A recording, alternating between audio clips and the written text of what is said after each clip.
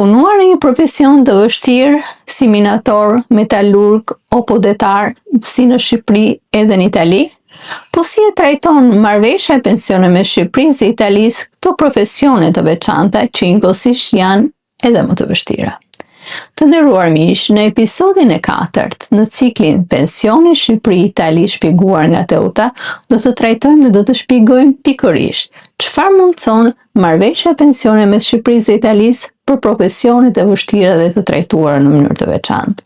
Unë juftoj të abonoheni tani në kanalin tim në YouTube Teuta Nuna e Kortoçi në mënyrë që të ndiqni të plot dhe të merrni të gjithë informacionin për trajtimet e veçanta për profesionet e vështira. Të nderuar miq, sot do të shpjegojmë rastin e një qytetari shqiptar i cili ka punuar minator në Shqipëri, por nga ana tjetër ka vijuar për një periudhë edhe të njëjtin funksion, të njëjtin profesion edhe në Itali. Si trajton marrëveshja e pensioneve në një rast të tillë? Marrëveshja e pensioneve mundëson në këtë rast bashkimin e periudhave kontributive për profesione të njëjta. Marrëveshja e pensioneve në këtë rast mundëson bashkimin e periudhave kontributive kur kemi të bëjmë me trajtime të veçanta për profesione të veçanta. Dhe në rastin e minatorit shqiptar i cili ka punuar si minator në Shqipëri, ai nëse ka vijuar me të njëjtin profesion edhe në Itali, përmes marrëveshjes mundsohet bashkimi i këtyre periudhave kontributive në mënyrë që të përfitohet pensioni i veçantë në këtë rast që jepet për punojësit që kanë kryer ose kanë realizuar punë në vështirësi.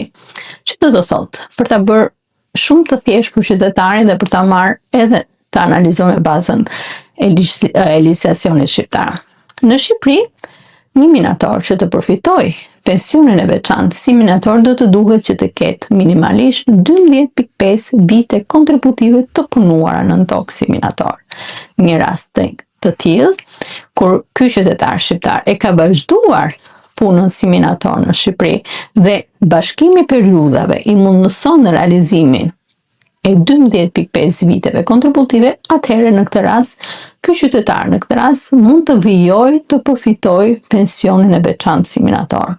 Në rastet që kemi të bëjmë me një qytetar i cili nga bashkimi i periudhave kontributive nuk e plotson numrin 12.5 vite kontributive si minator në të dy vendet, atëherë bashkimi i periudhave kontributive do t'i shërbejë atij vetëm për pensionin e pleqërisë dhe jo për përfitimin e pensionit të veçantë. Pra të nderuar miq, marrëveshja njeh pikërisht edhe profesionet e veçanta të cilat kanë një trajtim të veçantë.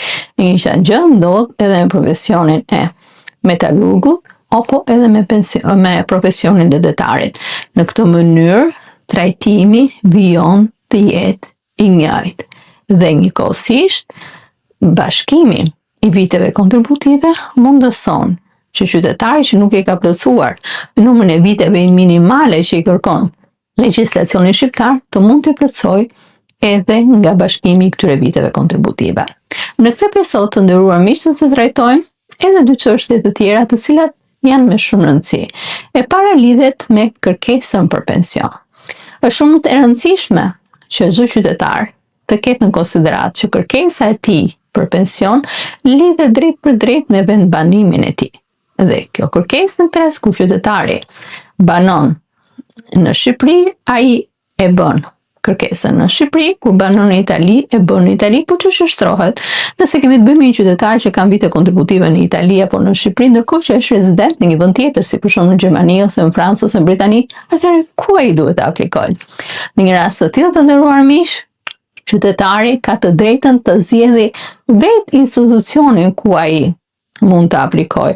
Pra mund të zgjedhë të aplikoj pranë Institutit Shqiptar të Sigurimeve Shoqërore si për pensionin shqiptar dhe për atë italian, por nga ana tjetër në këtë rast mund të zgjedhë të aplikoj edhe pranë Instituto Nazionale di Previdenza Sociale ose INPS si për pensionin shqiptar dhe për pensionin italian. Pra në këtë mënyrë, qytetari shqiptar pavarësisht nëse ai banon jo në Itali ose jo në Shqipëri, pra i jashtë këtyre dy vendeve, ai në këtë rast ka mundësi që të zgjedhë vetë institutin ose vendin ku ai duhet të aplikojë për pensionin e pleqërisë. Edhe një tjetër element i rëndësishëm që neve na informon ose na jep marrëveshja lidhet pikërisht me të drejtën e pensionit dhe kur flasim për të drejtën e pensionit në këtë rast, duam të kuptojmë nëse e drejta e pensionit mund të përfitohet edhe në rastet kur kemi koha të ndryshme të përfitimeve të pensionit. Pra, edhe në mënyrë shumë të thjeshtë. Nëse kemi të bëjmë gjithmonë me rastin e një qytetari shqiptar, i cili në këtë rast përfiton pra një pension të parakohshëm në Itali pasi e ka plotësuar për burrat në rastin 42 vite e 10 muaj dhe ai në këtë rast këtë periudhë e plotëson në moshën 63 vjeçare, ndërkohë që në Shqipëri për të përfituar pensionin e plishërisë ai duhet presi moshën 65 vjeç. Në këtë rast, marrëveshja i njeh të drejtën që ky qytetar shqiptar të aplikojë për pensionin italian. Nëse është rezident në Shqipëri, aplikon në Shqipëri, dhe nëse është rezident në Itali, aplikon në Itali pranims. Dhe në këtë rast, qytetari aplikon për pensionin italian, e gëzon të drejtën e përfitimit të pensionit italian, ndërkohë që për pensionin shqiptar ai duhet të mbushi ose të presi moshën 65 vjeç. Pra, të nderuar miq, në këtë mënyrë marrëveshja njeh kaq shumë të drejta dhe njëkohësisht i ofron kaq shumë përfitime pensionistëve shqiptar ose qytetarëve që kanë kontribuar në Itali në këtë rast, gjë e cila i ndihmon ata pikërisht të realizojnë atë që kemi theksuar në mënyrë të vazhdueshme, e drejta për të trajtuar në mënyrë të barabartë si një qytetar italian.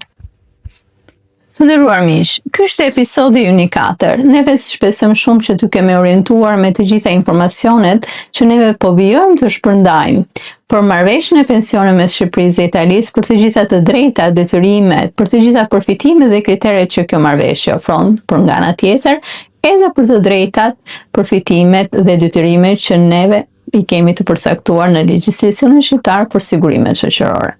Unë ftoj të abonoheni në kanalin tim në YouTube të Utanune Korto, që të lini komente dhe të shtroni pyetjet tuaja për çështje të ndryshme dhe ne do t'i përgjigjemi në momentin më të parë. Ne do të vijojmë të shpjegojmë marrëveshjen e pensioneve mes Shqipërisë dhe Italisë në të gjitha detajet që ajo përcakton. Dhe në episodin e radhës ne do të trajtojmë dy çështje të cilat janë shumë të rëndësishme.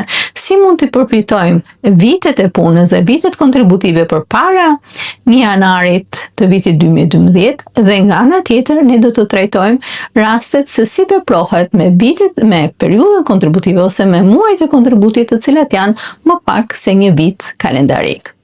Unë falenderoj që na ndoqët, ju falenderoj që na ndiqni në mënyrë të vazhdueshme në episodet tona, ju falenderoj që jeni pjesë e këtij komuniteti që ndani me ne të gjitha informacione dhe njëkohësisht ndani me ne ato pyetje tuaja, komente tuaja dhe njëkohësisht situatat ose rasteve tuaja.